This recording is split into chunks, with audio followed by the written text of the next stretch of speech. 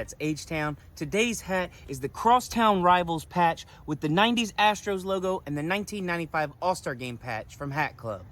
After a really crappy start to this week by the Stros, let's recap the last two games of the Cleveland series and move on really fast. Tuesday's game would see the Stros fight back to tie things at 6 before dropping the second game of the series 10-6 after an Angel Martinez grand slam in the top of the 10th inning off of Josh Hader, who was in his second inning of work for the night.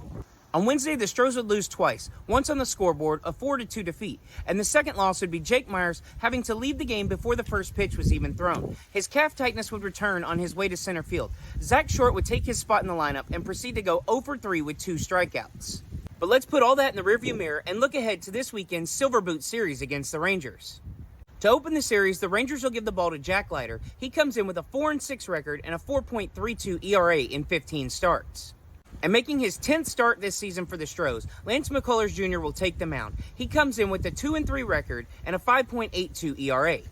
Entering Friday's game, the Astros have a 6-4 record over their last 10 games, and the Rangers have a 5-5 record, giving the Stros a 9.5 game lead in the division on the Rangers. Between the Astros and Rangers in the West standings, you find the Seattle Mariners, who sit 7 games back after blowing a 5-0 lead going into the 8th inning of last night's game at New York.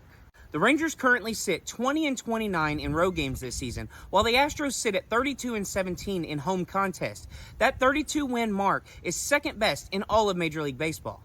And since it is the Lone Star Series, let's take a look back at a historic Astros pitcher who also happened to play for the Rangers. On July 11th of 1985, Hall of Famer Nolan Ryan would strike out Danny Heap in the 6th inning of a game against the New York Mets. This would be his 4,000th career strikeout, making him the first pitcher in Major League history to reach that mark.